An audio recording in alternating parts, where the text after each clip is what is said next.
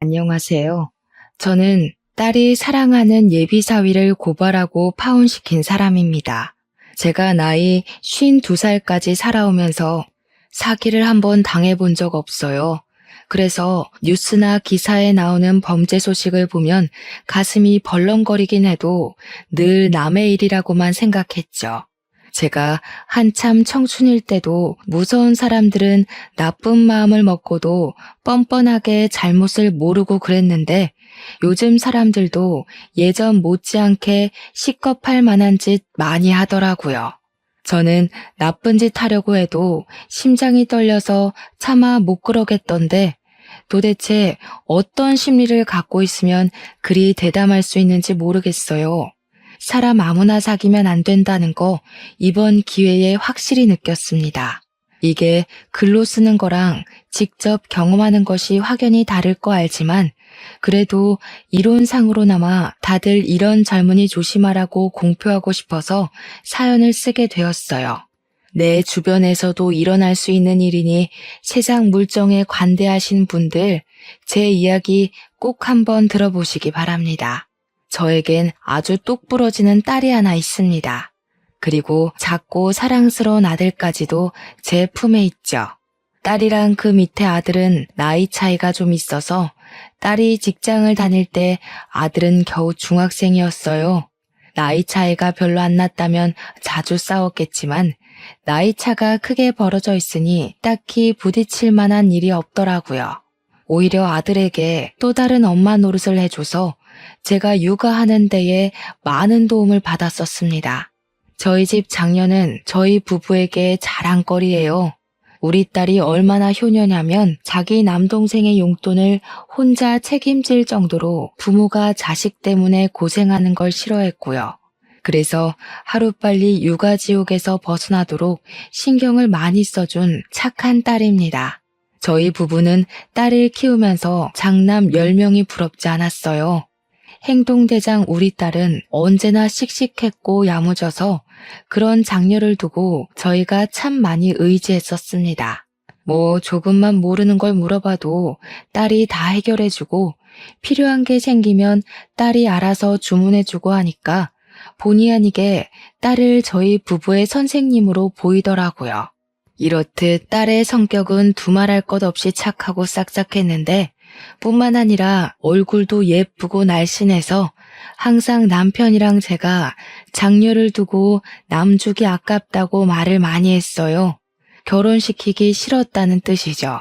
물론 그건 저희 바람이었고 저희는 딸의 행복을 위해 딸의 길을 전적으로 응원해줄 준비가 되어 있는 사람들이었어요. 그런데 살다 보면 아무리 사랑스러운 내 자식이라도 내 마음 같지 않게 안타까운 짓을 할 때가 있잖아요. 부모로서 자식을 항상 응원하고 싶고 자식의 뜻을 존중하고 싶지만 아무래도 자식이 엉뚱한 길을 가려 할 때면 말리고 싶은 것도 부모의 마음이 아니겠습니까?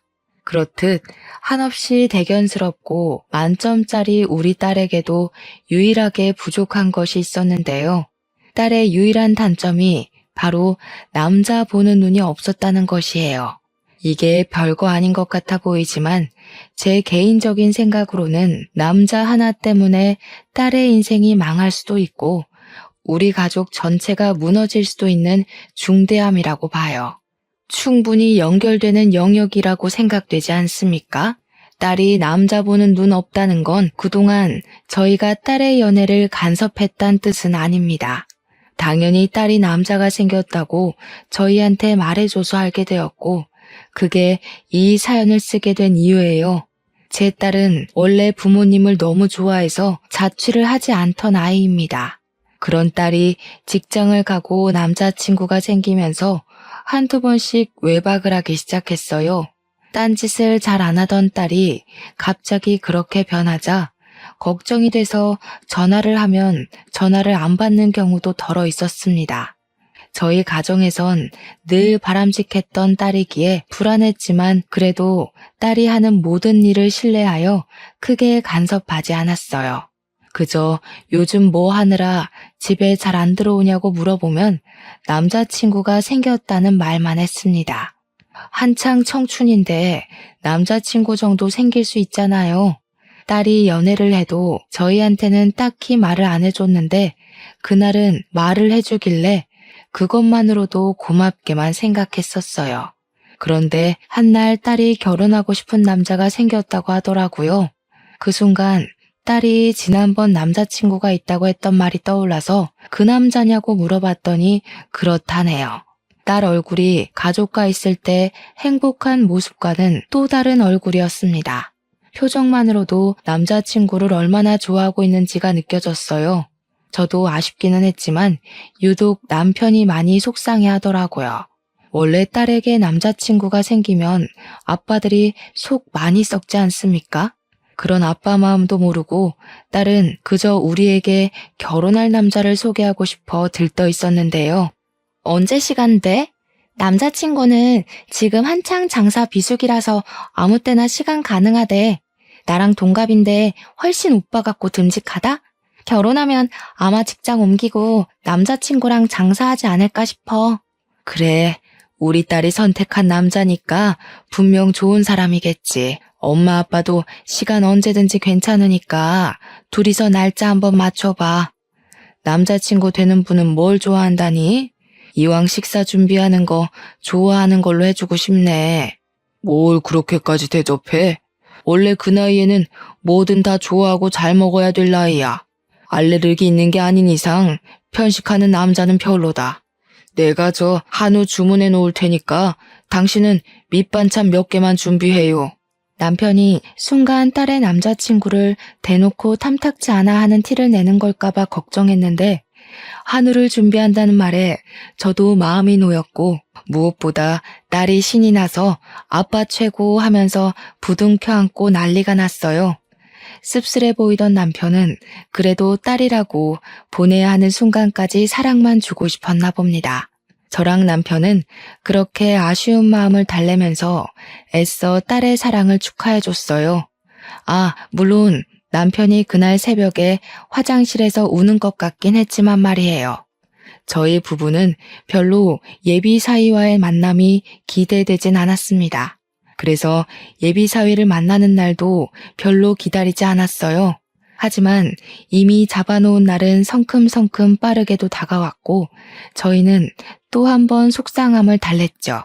딸이 예비 사위라고 데려온 총각은 겉모습이 참 번지르르한 사람이었습니다.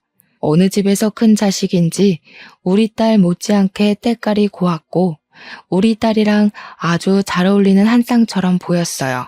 그래도 당연히 우리 딸이 아까웠지만 일단 예비사위 첫인상만 봤을 땐 안심이 되었습니다.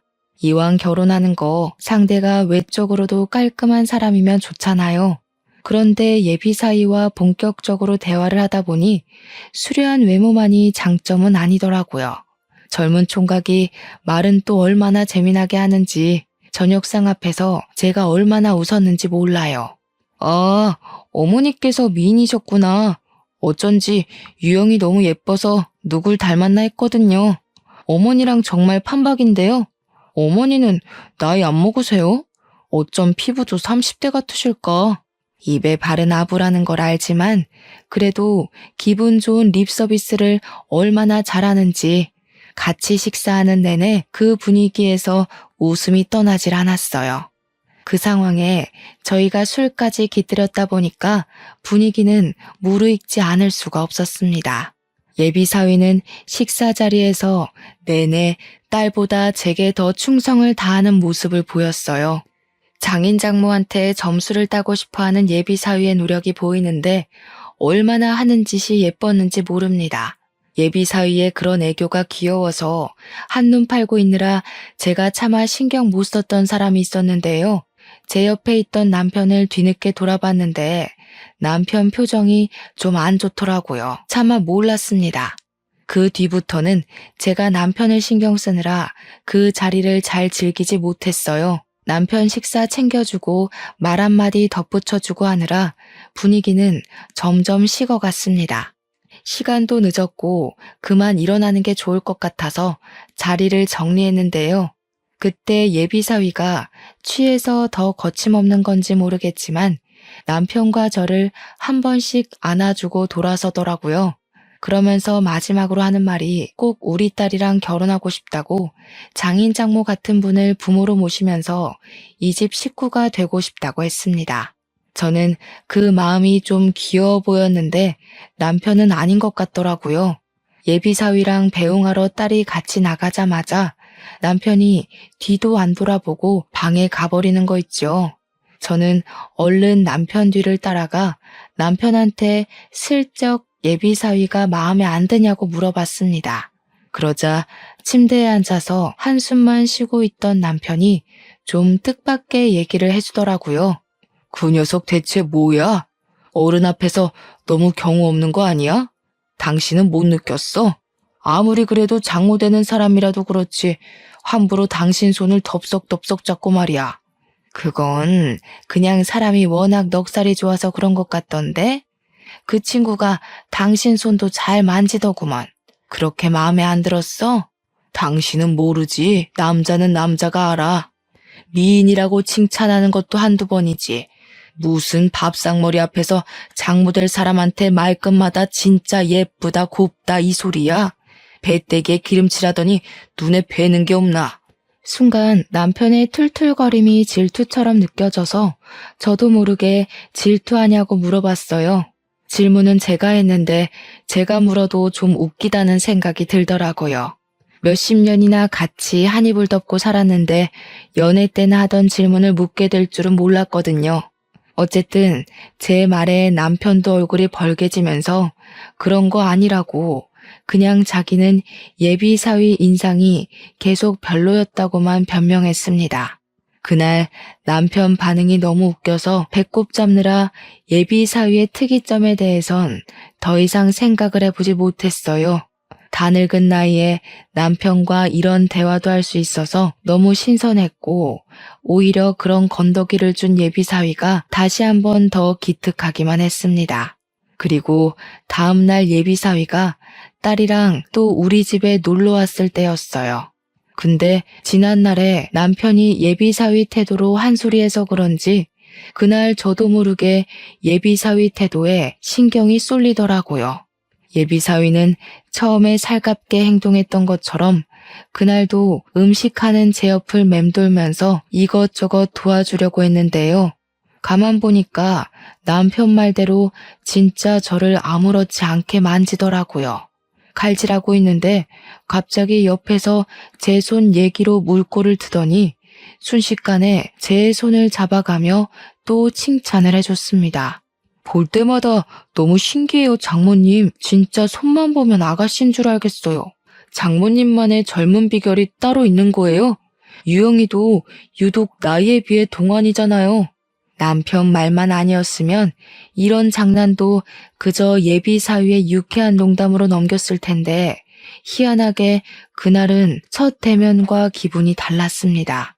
남편 경고가 컸던 것 같아요. 예비사위가 별다른 짓을 한 것도 아닌데 그냥 찜찜하게 다가오더라고요. 저는 아닌 척 예비사위의 손길을 슬쩍 빼면서 옷에 음식물 튄다고 가서 다른 일 좀 도와달라며 예비사위를 거실로 보내버렸습니다. 근데 생각할수록 이게 맞는 건가 싶더라고요. 그냥 내 딸의 배우자 될 사람이고 우리에겐 예비사위인데 제가 이런 불순한 방향으로 엄한 사람을 경계하는 게 좀 이상하다는 생각이 들었어요. 예비사위가 제게 찝적대는 것 같다는 남편의 말이 사실도 아니고 어른이 돼서 괜히 쓸데없는 오해 때문에 우리 식구 될 사람을 대면대면하는 건 좀 아니라 생각이 들었다는 겁니다. 게다가 우리 딸이 데려온 사람인데 우리 애가 어디 개념 없는 남자를 몰고 왔겠습니까? 이러다 괜히 생사람만 잡는 것 같아서 저는 금세 생각을 고쳐먹었어요. 그러니 예비사위의 친밀감이 또 그냥 별것 아닌 애교로만 보이더라고요. 물론 남편은 여전히 예비사위에게 크게 마음을 안 줬습니다. 그래서 예비사위도 장인어른을 좀 어려워하는 것 같았고 가까이 잘 못 가더라고요. 젊은 총각이 그저 자기가 결혼하고자 하는 여자의 부모에게 점수 좀 따려고 노력하는 것 같은데 그 마음이 너무 고맙고 기특하지 않습니까? 그래서 제가 남편을 몇 번 설득하며 우리 식구들 아인데 너무 무섭게 대하지 말라고 했는데도 남편은 그저 콧방귀만 뀌었습니다.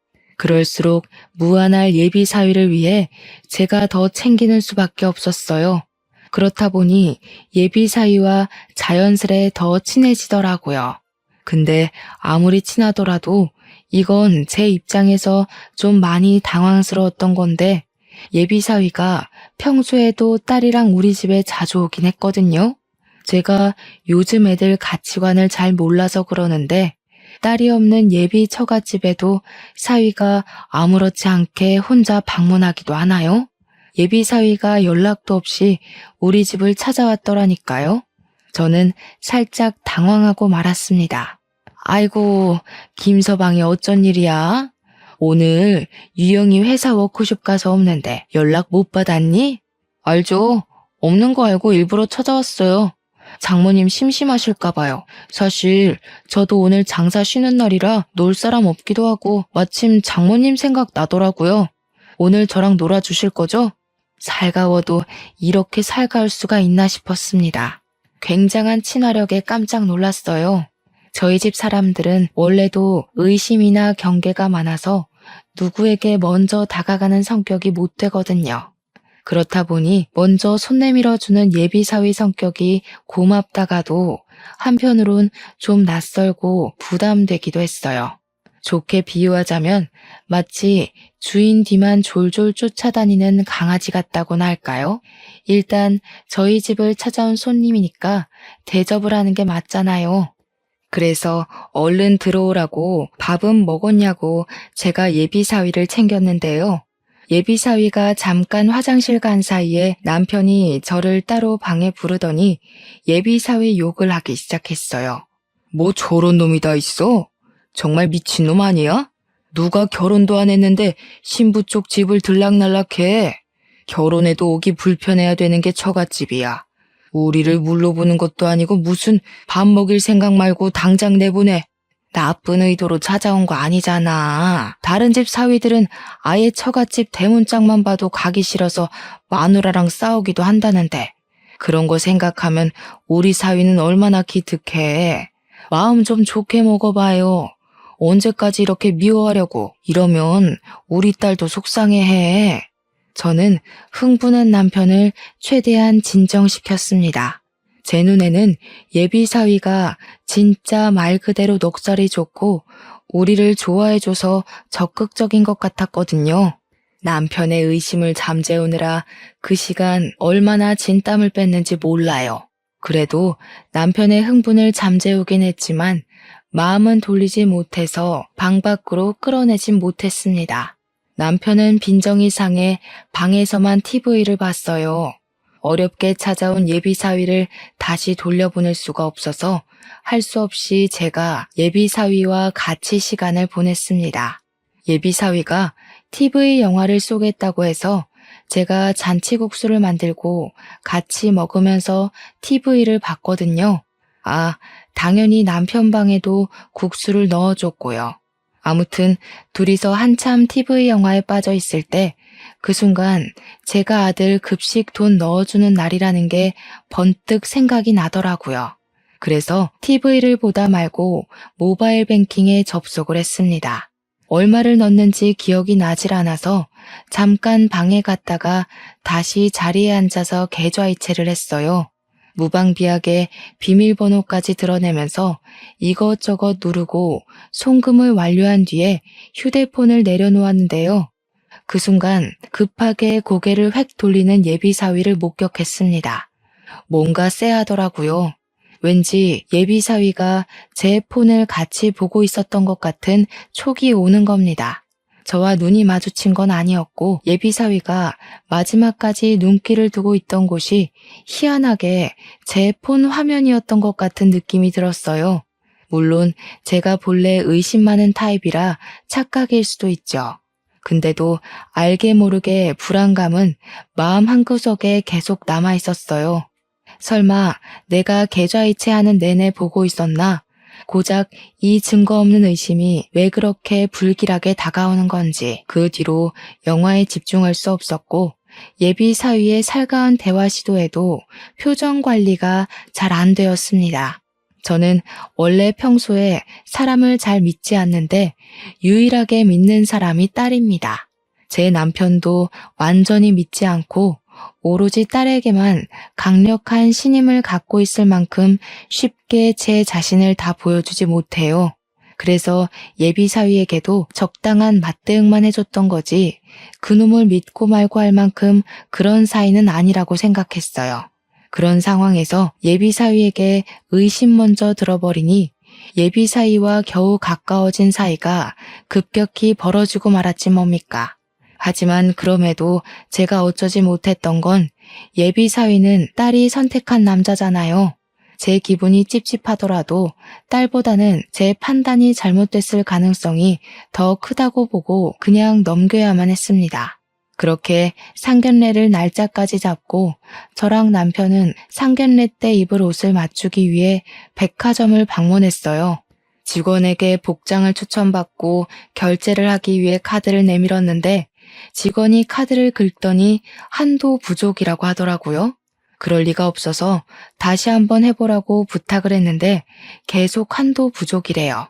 제가 분명 집에서 나올 때 1,000만 원 정도의 잔액이 든 카드를 들고 나왔거든요. 직원한테 계속 부탁하는 것도 민폐고 직원도 난감해하길래 급하게 뱅킹 조회를 해봤는데요. 충격이게도 겨우 7,000원 돈만 남아있더라고요. 이게 어떻게 된 일이지 싶어 일단 옷 사는 건 보류하고 집으로 돌아와야 했습니다. 저와 남편은 집에 오자마자 혹시 돈을 다른 곳에 옮겨둔 건 아닌지 뱅킹이랑 통장을 뒤져서 확인했어요. 남편도 큰 돈이 없어진 거라 꽤 놀라서 경찰 신고하자고 난리더라고요. 대체 우리 말고는 손댈 사람이 없는데 그 돈이 어디로 솟은 거야? 딸내미도 그 통장 모르잖아. 당신 정말 그 계좌에 돈 둔 거 맞아? 우리 말고는 이 통장을 모른다. 남편의 이 발언을 듣는 순간 제 머릿속에 무섭게 떠오른 사람이 있었는데요. 바로 예비 사위였습니다. 제 마음속에 내내 남아있던 불길함이 있었잖아요. 예비 사위가 저희 집에 혼자 찾아온 날 저랑 같이 나란히 앉아서 TV를 보고 있을 때 예비 사위가 제 폰을 몰래 훔쳐봤던 게 그리 불안했는데 그게 왠지 1,000만 원 실종과 연관이 있을 것 같더라고요. 하지만 그건 그저 제 추측일 뿐 심증만 있고 물증은 없던 상태가 아닙니까? 다짜고짜 예비 사위를 붙잡아다가 몰아붙이는 건 자칫 딸과의 사이마저 틀어질 수 있는 위험이라고 생각을 했어요. 그래서 저는 차라리 딸에게 직접 물어보자고 마음먹었습니다. 현명한 딸이라면 제가 이런 고민을 얘기했을 때 분명 똑소리 나는 해결책을 줄 거라고 생각했어요. 근데 제가 딸을 너무 믿었던 거죠. 그날 생전 처음으로 딸의 낯선 이면만 마주하게 되었는데 딸이 뭐에 신 것처럼 얼마나 무서웠는지 모릅니다. 고작 그런 걸로 예비 사위를 의심해? 걔가 엄마 폰 받는지 안 받는지 확실한 증거가 있는 것도 아니잖아. 다 엄마 망상 아니야? 괜히 생사람 잡지 마. 그 사람이 뭐가 아쉬워서 우리 집 돈을 훔쳐. 그 사람 연매출 억 단위야. 망상이라니. 그때 분명 엄마가 이체하는 걸 훔쳐보는 것 같더라니까. 너도 없는데 우리 집 찾아온 것도 이상하지 않아? 아빠가 계속 그놈 어딘가 의심스럽다고 했었거든. 그건 아빠가 내 남자친구 마음에 안 드니까 일방적으로 모욕하는 거고 말 조심해. 내 남자 욕하는 건 나 무시하는 거나 마찬가지야. 아무리 마음에 안 들어도 그렇지 어떻게 사위 될 사람을 도둑놈으로 몰 수가 있어? 사람 보는 눈도 없으면서 자꾸 이러면 나 몰래 결혼할 거야. 전적으로 예비 사위 편을 들면서 저한테 대드는 딸의 모습을 보는데 너무 충격적이더라고요. 우리 딸은 사춘기 때도 부모님께 효도하던 착한 아이였거든요. 고작 몇 달 만난 남자친구 때문에 부모한테 바락바락 소리치며 입도 뻥끗 못하게 하는 딸을 보고 저랑 남편은 크게 서운했어요. 어떻게 부모가 1,000만 원이 털렸다는데도 자기 남자만 신경 쓸 수 있는 걸까요? 딸한테 이런 표현을 쓸 줄은 몰랐는데 그 순간 서운함을 넘어 정까지 떨어질 뻔했습니다. 그 뒤론 딸에게 감히 예비 사위에 대해 언급하지 못했어요. 그냥 제가 직접 사위를 시험해보는 게 낫겠다고 생각을 했습니다.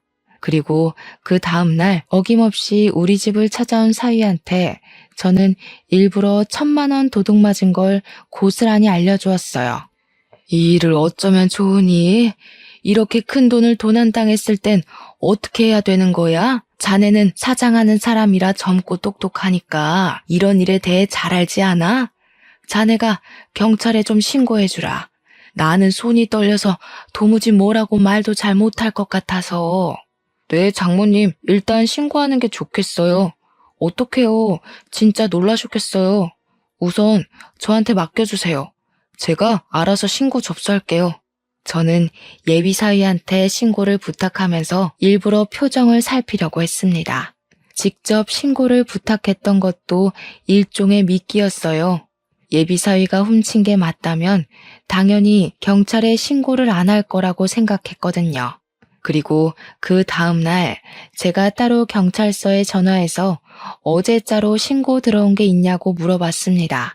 피해액이 1,000만 원인 절도 사건이라고 했는데 경찰이 그런 신고 들어온 거 없다고 하더라고요.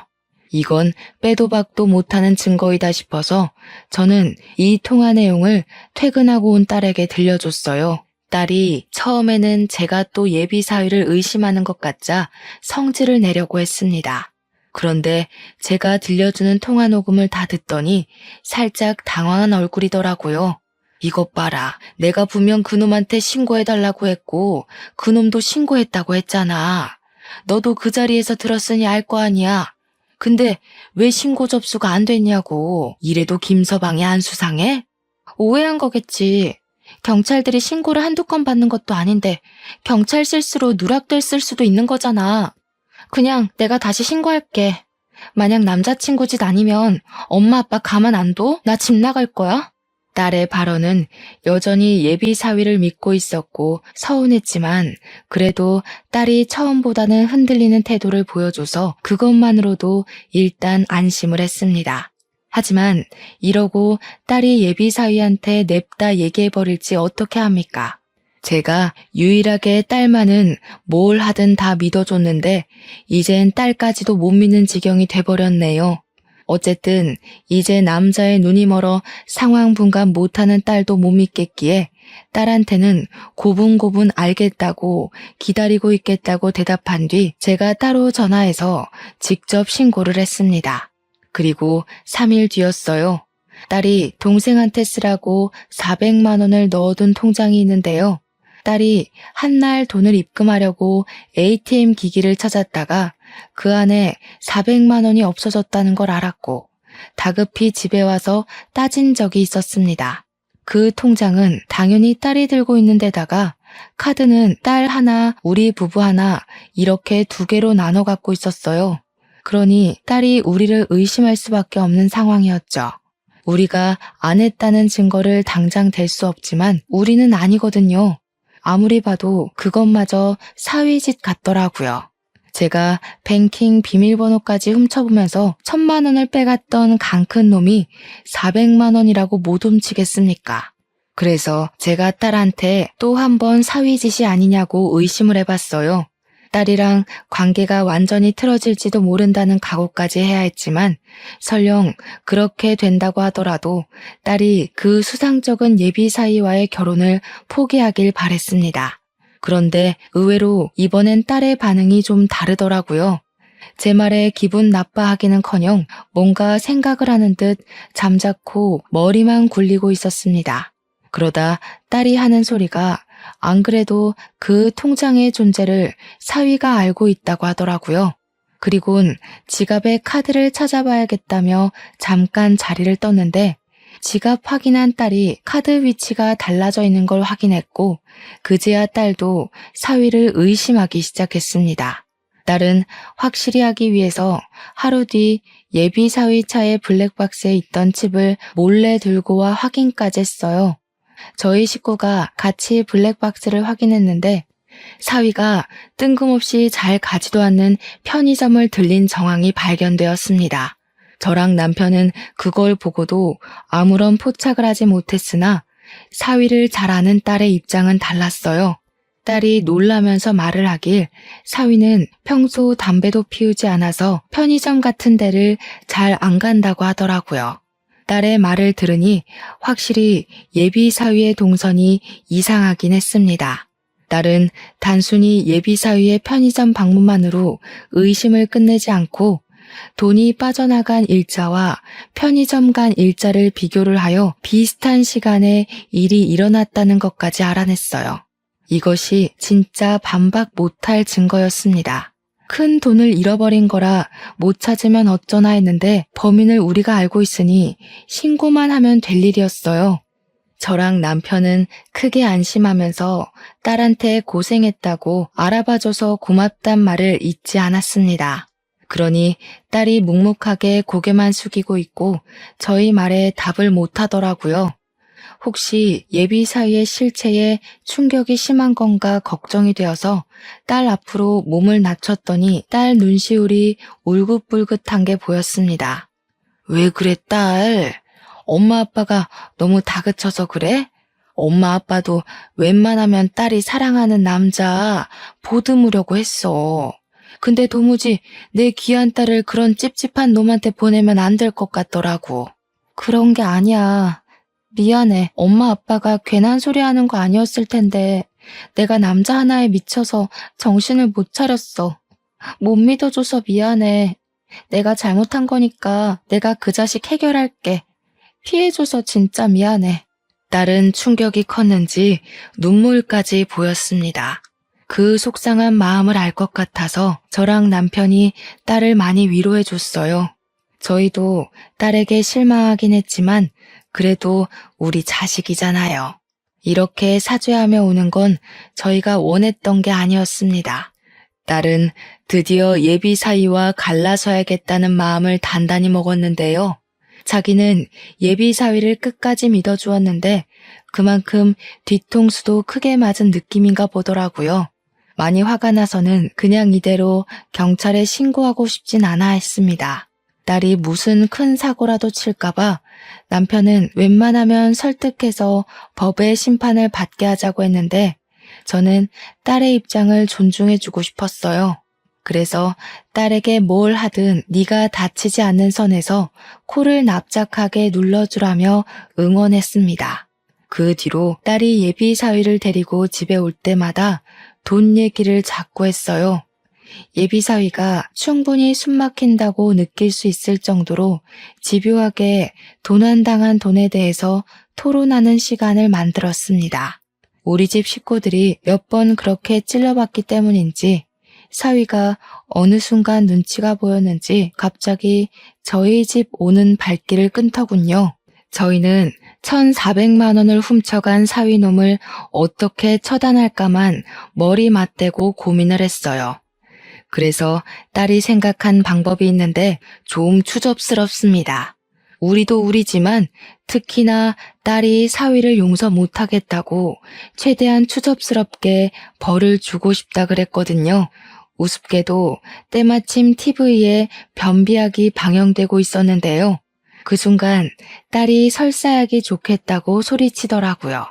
우리 딸이 남자 보는 눈만 없었지 참 똑똑한 아이기 때문에 저랑 남편은 다시 딸을 믿었고 딸이 시키는 대로 따랐습니다.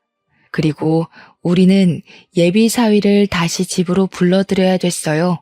아들 생일이라 뻥치고 식사 자리에 가장해 예비 사위를 초대하게 되었죠. 아직 우리 딸이랑 결혼 생각이 있는 건지 예비 사위가 우리 집 행사에 참석은 하더라고요. 남의 집 돈 훔쳐가 놓고 여전히 결혼할 마음을 갖고 있다는 게 진짜 뻔뻔스럽지 않습니까? 저는 딸이 시킨 대로 예비 사위 미역국에만 설사약을 잔뜩 탔어요. 사위는 초반에 들어오면서 쭈뼛거리며 우리 눈치를 보는 것 같더니 우리가 별일 없이 살갑게 대해주자 완전 경계를 놓더라고요. 그때 되니까 친화력 좋은 예비사위가 사실은 세상 멍청한 놈이라는 것이 얼마나 잘 보였는지 모릅니다. 예비사위는 다시 우리 식구 사이에서 대화를 주도하며 혼자 신나서 맛있다고 밥을 퍼먹었어요. 우리 아들한테도 생일 선물이라고 돈을 챙겨주더군요. 저 돈도 사실은 우리 돈일지 아닐지 모르는 거 아닙니까? 생각해보니 우리 돈이라고 봐야겠네요. 1,400만 원을 돌려주지 않았으니 예비 사위에게 매여있는 그만큼의 몫은 당연히 우리 거여야 되잖아요. 식사를 거의 마무리해갈 때쯤 저는 아들에게 더러운 꼴을 보이고 싶지 않아서 먼저 방에 들어가 있으라 했습니다. 그렇게 40분 정도 되었을 때였어요. 사위가 한 번씩 화장실을 가기 시작하더니 나중에는 화장실을 나오자마자 다시 들어가길 반복하는 겁니다. 배앓이를 시작한 거겠죠. 처음엔 저희에게 양해를 구하던 예비사위도 계속 배가 아프니 나중에는 제 탓을 하기 시작하더라고요. 사람이 본능적으로 자기 목숨의 위협을 느끼면 본색이 나오는 법 아니겠습니까? 장모님, 저한테 무슨 짓 한 거죠? 그런 게 아니면 왜 나만 이러는 건데요? 다 멀쩡한데 나만 이 난리인 게 아무래도 이상하잖아. 제 음식에 뭘 탄 거예요? 어머머, 얘 말하는 것 좀 봐라. 내가 뭘 했다는 증거도 없으면서 그리 무섭게 몰아세우는 거니? 이렇게 예의 없는 사람이었어? 음식에 장난질하는 사람한테 무슨 예의를 지킵니까? 무슨 짓 했는지 당장 말해요. 사람한테 해코지했다고 신고하기 전에. 신고 얘기가 나오자 저는 오히려 어처구니가 없어서 웃음이 나왔습니다. 누가 누굴 신고한다는 건지 우습더라고요. 그리고 그때 우리 남편이 예비 사위 말하는 뽐새에 열이 받아서 냅다 사위 뒤통수를 후려쳤어요. 감히 장모가 사랑으로 준 밥을 의심해 남의 집에서 똥이나 쳤싸면서 말이 많네. 먹고 싸게 놀게 해줬더니 우리가 네 밥으로 보여? 어디 건방지게 시도 때도 없이 기어올라? 예비 사위는 무슨 말을 하려고 하면 다시 화장실로 뛰어 들어가야 했습니다. 그날 저희에게 더 따지고 싶어 하는 것 같았는데 상태가 영 말이 아니었던지라 결국 기력 다 빠진 상태로 집을 기어나갔어요. 그날은 그렇게 돌아간 듯 했지만 아무래도 많이 화가 났던 건지 예비 사위가 다음날 다시 우리 집을 찾아왔는데요. 아무래도 고의 같거든요. 솔직하게 말해보세요. 장모님 짓 맞죠? 대체 왜요? 제가 뭘 했다고 개념 없게 그런 장난질을 해요. 그래, 나다. 개념 없는 거 잘 느껴졌니? 네가 먼저 개념 없게 남의 돈 훔쳐갔길래 나도 한번 해봤다. 개념 없는 놈한테는 개념 없게 맞장구 쳐줘야 된다더라, 우리 딸이. 뭔 개소리야. 내가 뭘 훔쳐요? 증거 있어요? 장인 장모한테 점수 좀 따려고 했던 사람을 이런 식으로 매도해도 되는 거예요? 증거 있든 말든 중요하니? 이미 네가 어제 나를 파렴치한 가해자 취급하지 않았어? 그런 장모가 앞으로 뭘 더 할 줄 알고 겁도 없이 장가를 오겠대? 네가 1,400만 원 훔쳐간 거 맞잖아. 그렇게 원하는 증거도 다 갖고 있는데 계속 발뺌하지 마라. 네 처지만 더 불쌍해질 뿐이야. 알아보니까 억대 자산가도 아니더구먼. 이건 딸한테 들은 새 소식이었는데 딸이 예비 사위한테 뒤통수 맞고 예비 사위의 실체가 자기가 아는 것과 얼마나 다른지 뒷조사를 좀 했더라고요. 그렇게 발견한 사실이 장사 매출 연 억대라는 게 거짓이라는 거였어요. 장사치는 맞지만 실상은 팔이 날리는 꼴이었고 적자가 나서 폐업 위기를 맞고 있는 상태였다는 겁니다. 딸이 모를 수밖에 없었던 건 예비사위가 자기 친구한테 부탁해서 잘 나가는 친구 매장을 마치 자기 것인 것처럼 연기를 했다네요. 알아낼수록 얼마나 기가 찬 놈이던지. 하긴 그렇게 뻔뻔한 짓을 한 놈이니까 증거가 있다는데도 이렇게 얼굴색 하나 안 변하고 범행을 발뺌하는 거겠죠. 어디서 자꾸 구라를 치는지 모르겠네. 증거가 있다고요? 증거가 있을 리 없죠. 나는 범인이 아니니까. 대체 나한테 왜 이래요? 내가 그동안 알랑방귀 끼면서 구토 나올 것 같은 칭찬도 해줬잖아요. 쭈글쭈글한 아줌마한테 아가씨 같다고 칭찬하는 게 어디 쉬운 줄 알아요? 어쩜 이렇게 통했을까? 우리도 너 겉만 번지르르하고 주둥아리 너무 싸게 놀려서 우리 딸 짝으로 턱없이 부족하다고 생각했거든. 그냥 꼬리 잘 흔드는 똥개 같더라고. 근데 그걸 자기가 사위 노릇 잘한다고 착각하는 게 얼마나 웃기던지. 저도 이렇게 막말하는 게 힘든 사람이었지만 예비 사위처럼 하찮은 사기꾼한테 더 하찮게 보이고 싶지 않아서 최대한 예비 사위를 개무시해 줬습니다. 그리곤 어쨌든 네가 1,400만 원 가져가는 바람에 돈 없어져서 결혼 못하게 됐다며 파혼을 선언했고 앞으로 우리 집도 대문도 돌아보지 말라고 부정 탄다고 쐐기를 박아줬어요. 그러자 예비 사위가 제 말을 비웃으면서 웃기는 소리 말라고 1,400만 원 없어도 이 집 잘 사는 거 다 알고 있다고 떵떵거리대요. 유영이랑 재산 다 깠거든요. 엄청 애지중지하는 딸이라면서요. 그럼 장인어른 장모님 둘이서 이 집 팔아서라도 결혼식 해줘야죠. 솔직히 두 분은 살 만큼 살았잖아요. 남은 생인 딸이 더 잘 살도록 어떻게든 퍼부어주려고 해야지. 그딴 배짱도 없는 부모면서 딸 아낀다고 말할 수 있어요? 예비 사위는 갈수록 더 미친 망언을 내뱉기 시작했습니다. 그러자 방에 숨어서 우리 대화만 듣고 있던 남편이 분노를 못 참고 뛰쳐나왔어요. 혹시라도 남편이 예비 사위에게 손찌검하면 예비 사위가 괜히 신고하는 만에 난동 부릴 것 같아서 제가 남편더러 방에 숨어 있으라고 했거든요. 뛰쳐나온 남편은 역시나 바로 예비 사위의 멱살을 잡았습니다. 금방이라도 한 대 칠 것처럼 눈을 부릅떴지만 제 말을 기억하고 있는 건지 함부로 예비 사위에게 손을 대진 않았어요. 이 정신 나간 놈이 듣자 하니까 갈수록 정신 나간 소리만 해대네. 재산을 다 깠다는 놈이 네 주머니에 똥파리 날리는 건 왜 말 안 했냐? 거지 새끼라서 우리 집 와가지고 밥 처먹고 실실거렸나 본데 그걸 우리가 몰라서 내버려둔 줄 알아? 젊은데도 고작 깡통밖에 안 되는 네가 불쌍해서 내버려둔 거야. 아씨, 말 심하게 하시네. 누가 깡통이라는 거예요? 그러는 장인어른이야말로 깡통 아닙니까? 멍청하게 두 눈 뜨고 1,400만 원 뺏겼잖아요. 자기 주머니 간수도 못하면서 어디서 가짜는 꼰대질이야? 남편은 결국 참지 못하고 예비 사위를 주먹으로 내리쳤습니다. 남편이 제 말을 지키지 않았지만 저도 그 순간 예비 사위의 만행을 더 이상 못 참아주겠더라고요. 주먹 한 대 맞고 얼얼하게 서 있는 예비 사위의 발등을 콱 밟아버렸습니다. 그러자 예비 사위가 비명을 지르면서 구부러지더라고요. 쓰러진 예비 사위를 남편이 다시 붙잡고는 결정적인 발언을 했는데 예비 사위가 우리들 공격에 머리 끝까지 열받았는지 마찬가지로 결정적인 멘트를 날려주는 겁니다. 네가 지금 똑똑해서 1,400만 원 잘 훔쳐냈다는 거냐? 고작 남의 돈 훔쳐서 입에 풀칠하는 새끼면서 뭘 그렇게 있는 척 똑똑한 척이야? 비렁뱅이다 보니 눈앞에 있는 돈이 담이 났나 본데 내 딸한테 돈 보고 접근했지? 돈에 미쳐서 지 앞날에 뭐가 기다리는 줄도 모르는 멍청한 놈. 그래봤자 네 남은 인생은 깜빵이야. 뭐요? 설마 나를 경찰에 신고한 거예요? 저 자식처럼 생각해준다면서요. 어른이 돼가지고 왜 거짓말을 해요? 아니, 돈도 많은 사람이 그 1,400만 원 좀 없으면 어때서요? 사위 사정이 어려우면 좀 지원해줄 수도 있는 거 아닙니까? 어차피 우리 결혼하면 줄 돈이라면서요. 그걸 미리 빼간 건데 뭐가 잘못된 건데요?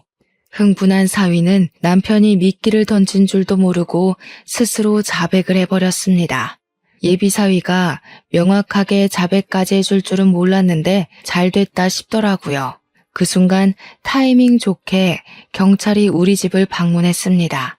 예비 사위가 갑자기 우리 집에 들이닥쳤을 때 제가 딸한테 연락을 넣었고 딸이 우리 집에 범인이 찾아왔다고 체포해달라 직접 경찰을 불렀죠. 경찰이 예비 사위를 붙잡자 사위가 발악하면서 경찰들한테까지 막말을 퍼붓기 시작했는데요. 그러면서 자기 결백하다고 턱도 없는 해명을 또 해대더라고요. 그래서 제가 경찰한테 예비 사위가 자백한 녹화본을 보여주며 이 도둑놈 새끼가 1,400만 원 범인이라고 잡아가서 콩밥 좀 먹여주라 했어요. 그때 딸도 블랙박스 칩과 편의점 ATM기 시간을 비교해보면 더 정확한 증거가 될 거라고 제출하기도 했습니다. 빼도 박도 못할 증거가 속출하자 그제야 사위는 저희들 앞에 무릎을 꿇었어요. 한 번의 실수였다. 다시는 그런 일 없을 거다 하면서 가짜는 변명하길래 하마터면 우리 집에 원흉이 될 뻔했던 놈의 말 따위는 더 이상 듣기 싫어 앞에 있던 찬물을 그놈 얼굴에 확 끼얹어 버렸어요. 예비 사위는 쫄딱 젖은 생쥐꼴을 한 채 경찰들에게 연행을 당했죠. 다행히 저희 돈은 다시 돌려받을 수 있었습니다. 그놈 입에 들어간 저희 집 쌀은 좀 아깝지만 비렁뱅이한테 봉사했다고 생각하려고요. 그 일로부터 4개월이 지난 현재 저희는 언제 그런 일이 있었냐는 듯 일상은 완벽히 복구되었어요. 딸도 그놈에게 받은 상처를 빨리 극복했더라고요. 그렇다고 남자에 대한 공포가 생긴 건 또 아니라서 우리 딸 참 강하다고 생각을 했네요. 앞으로 어떤 사위가 또 우리 딸의 곁을 찾아올지 모르겠지만 제발 다음 타자 사위는 정상적인 총각이길 바랄 뿐입니다. 자녀 있는 분들 어떤 기준으로 사위나 며느리를 눈여겨보시는지 궁금하네요. 시간 나시면 조언 한마디씩 해주고 가셔요. 민망한 사연일지라도 참 길고 속상했었습니다. 눈살 찌푸리면서도 끝까지 읽어주셨을 청취자분들께 감사드려요.